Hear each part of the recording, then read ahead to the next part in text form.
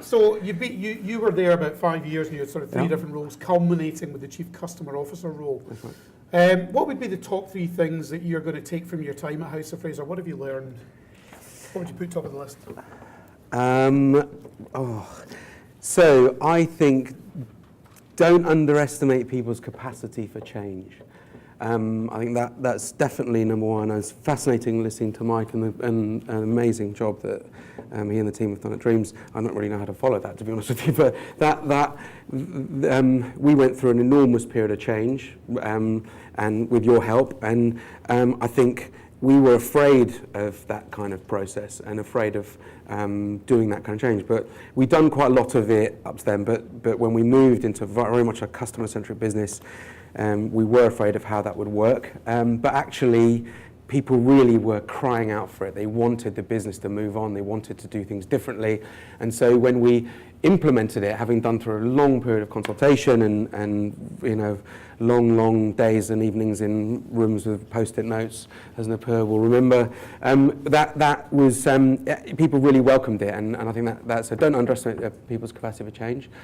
I think standing still is going backwards. For sure, you have to keep striving to innovate and optimize the user experience and your business, and keep thinking ahead and looking forward and trying to listen to your customers, listen to your people, and try and make sure that you're staying one step ahead and you're differentiating it to yourselves from your business, from the competitors. And I would say, thirdly, you can achieve an awful lot with a lot less than you think. I think we were a business that had no money. House of Fraser, for those of you that don't know the business particularly well, that we were bought by a whole group of Icelandic investors back in 2006, and you can predict what I'm going to say next. So 2008 happened, and they all went bust, and then the banks that backed them all went bust, and then so our shareholders were mainly administrators, so there was definitely no more money coming in. So we were very hand to mouth, and so we were laser sharp in our focus and prioritization about what we wanted to achieve and what we could do. And actually, we still managed to achieve quite a lot with not very much money. So I guess those three. Okay, thank you for that. That's a good segue into, you moved the multi-channel element of the business forward quite significantly in that time. I think you pretty much doubled sales over a 3-year period, certainly the period that we've been involved with you. That's where you've been able to take it. What's the development you're most proud of in that time? If you were to pick on one thing, what would that be? Well, I would say the development of our insight capability. I think really that's the thing that I'm most proud of. I look back and think, what did we really start from very, very low base with almost nothing, and evolve that whole operation so that we had a framework with which we could really understand our customers and really act on customer-driven decision-making and solutions. And I think that went from a very small little sort of research panel that we had, and we still have today, it's useful, but we grew that into a much more advanced business unit now with, I don't know, a dozen or more people, with a director of insight, and I think that I think is the development. I guess when you say development, whether you meant actually a piece of tech, but from a business development perspective, I think that was what I'm most proud of. That and not just building it, but then embedding the kind of customer-driven decision-making into the culture and the business as a whole. And I don't think there's still a long way to go on that, but I think that's a big change in the business. Yeah. You were the driver really of taking House of Fraser from a multiple channel business to being one much more structured around customers, and being very customer centric. What is being a great customer centric retailer really mean to you? What do you think that entails? I think that, so look, it's very easy to say we're a customer centric business, right? We've had always put the customer first as one of our 5 core values of business for 10 years, I guess. And until in the last few years, we're really weren't delivering that. And we were, when a bit of introspection and reflection as a business and look at what you're doing, you realise that actually it's very easy just to say. Well, and there's no business, I'm sure no one in this room would represent a business say they weren't a customer-centric business, but it's a big difference between doing it, saying it and doing it, talking the talk, walking the walk, etc. And I think the core of it is aligning the business goals around customer. So if you're in the finance team, and finance still runs a lot of the KPIs for a business, and they're driven by sales and profit and return on capital employed and all this kind of stuff. And what you've got to do is you've got to get customer metrics up there in the priorities, spoken with the same voice at the same time as the financial performance metrics. And if you can talk about customer satisfaction and and customer engagement and net promoter score at the same time, and have those reported on and focused on in the same way as you do all the other metrics, then you are starting to become a more customer-centric business. And that's an investment for the longer term, because those changes to customer metrics take time. Customers' opinions of you, customer satisfaction takes time to change, can take time to change. So that's an investment for long-term growth, because we're retailers and we're still very, very tied to short-term performance. I mean, even if you're not a business that's a publicly listed business, you're still very focused because you've got shareholders that are demanding results. Yeah. So I think customer metrics, if you can talk about them and the business genuinely believes in it and you have real buy-in across from the board down, then you're on the way. Just on that one, that's a nice segue into a line that I often use, which is if you're going to be 100% sure you're going to be 100% late. And I often use the example of, when you opened order points or you opened the click and collect at Cafe Nero. How were you able to convince the board to back something that hadn't been done before, where there maybe wasn't a clearly definable ROI? How did that conversation go, and how did you convince them? You've got to be a little bit more innovative in the way that you think about return on investment. I think this is generally retail is evolving, and so the old way of measuring store performance was, here's a store, we sell this many units, this is the margin those units make, that margin is used to pay for these overheads, and that's your profit, and that profit compared to the investment that we made, there's your return on investment, right? That model is now old, because that store, if you're not selling enough units in that store and close that store down, that store could be contributing enormously to your brand awareness, your online sales in that area. It could be making a material difference to your business. And so you need to think very differently about how you measure ROI. So you have to start from that sort of, philosophical standpoint and hope that they come with you, and they're not asleep. I think having a really, really forward-thinking CEO helps, right? That's number one. I think the other thing is to just use the customer data that's demonstrating that you are not just doing innovation for innovation's sake. So we didn't have enough money to just throw money away at a whole bunch of pilots and ideas that were just, we were trying to solve real customer problems. And that comes from having a great insight framework and a great ability to understand our customer problems. So then, and you can see click and collect is 30% incrementality for a business. So without it, 1 in 3 customers wouldn't buy from us. So you kind of like, well, okay, in an area where there's no store, providing an ability for them to collect at a collection point, there you can drive clear business value, and you're not having to make too many leaps and assumptions to get a return on investment. So that, it's a long way of saying, giving you an answer. Okay. I'm sure everybody will benefit from that with all of these conversations to go through.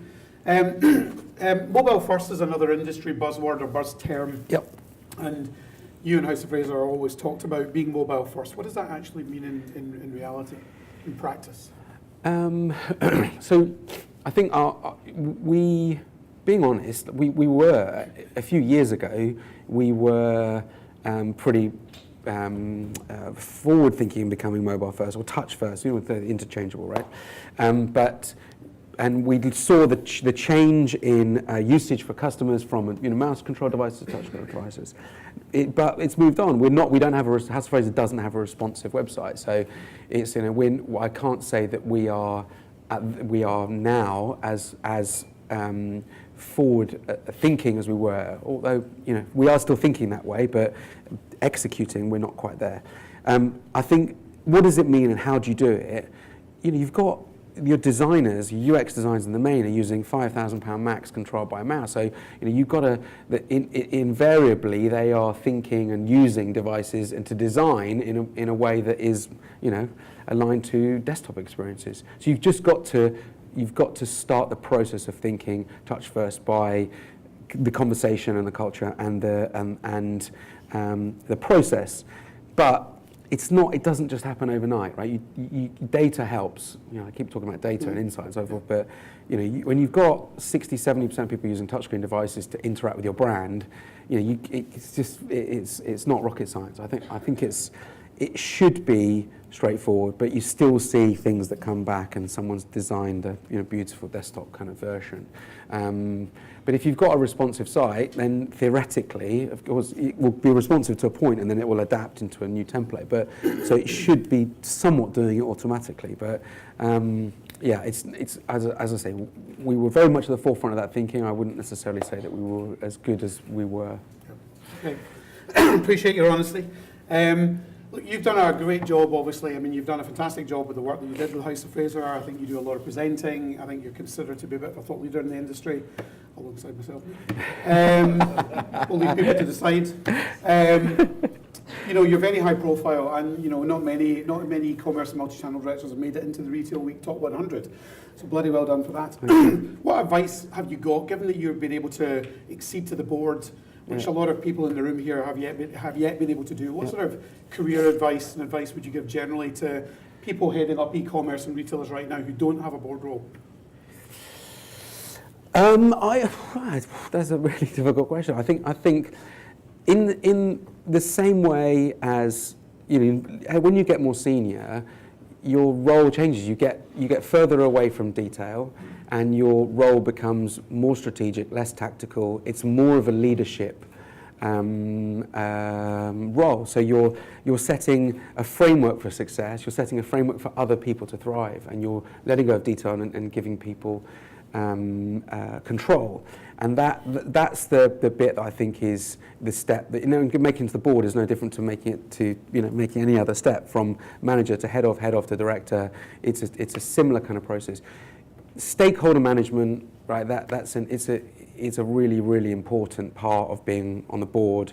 And as a multi-channel director, many board members, I think it is different now than certainly when I first got promoted up to the board about 3 years ago. I think educating them on some of the detailed things that they need to know, because that drives some of the decision making, is a really key part. And so being able to present and articulate rationale is a really, really important attribute. And I think if you can do that, then you'll help bring the board with you in some of the stuff that they just don't understand. So you might want to do some really specific technology developments that don't seem to make any sense, or whether you're doing long-tail search optimization or whatever you might be doing. And some of these people will just not understand it because they've come up from a different route, career, and you've just got to educate them and help them get there, so that you can ease the path to deliver your agenda and deliver what you need to do. As much as I can good say. Answer. You were a chief customer officer, and there's a few of them in the room here today. Does every business need a chief customer officer? Every retailer, every brand? What is a chief customer officer? I don't know. I think that if you look at 5 different businesses, you'll see 5 different mandates for chief customer officer. So I don't think there's an answer to what it is at this point. So I don't know the answer to that question. I think do businesses need to fundamentally change the way they think about customers, because customers fundamentally are interacting and thinking about brands in a different way? Absolutely, 100%, without a shadow of a doubt. If the chief executive gets that, and if you're in a small business, then he's the chief customer officer. He or she is the chief customer officer. You might not need one. When you get into a bigger business and you've got a much bigger board of directors or operational board, then having someone that really is focused on insight, customer experience, customer journey, etc., becomes slightly more necessary.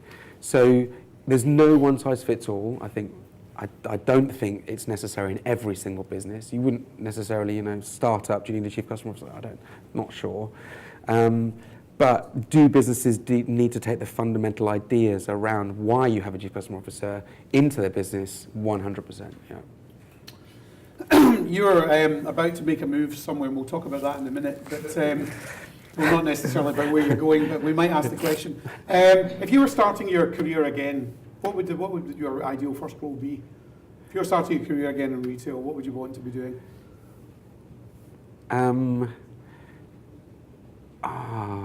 I think I'd really love to be a UX designer. That is what I would, more than anything, I'd love to be. They're the team that I spend the most time, talking to and giving them my ideas, which they hate. They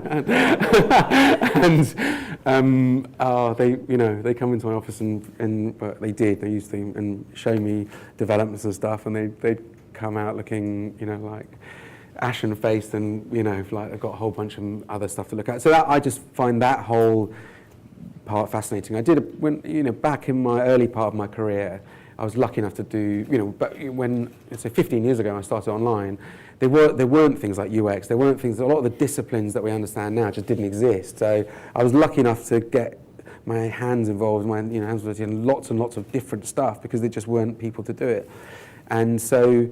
And that was one thing I really, really enjoyed. I really enjoyed that. I went on loads of usability courses, and I think for anybody, however senior you are, that is one of the great things to do, is to go on real usability training and understand how to put yourself in a customer's shoes and see what they see and be able to predict the kind of problems they will face when they're looking at your business, not just from an interface perspective, your whole journey perspective. So I think definitely do that. UX. So So UX is, I'd love to train on it and do that design. I'd love that. It'd be fantastic.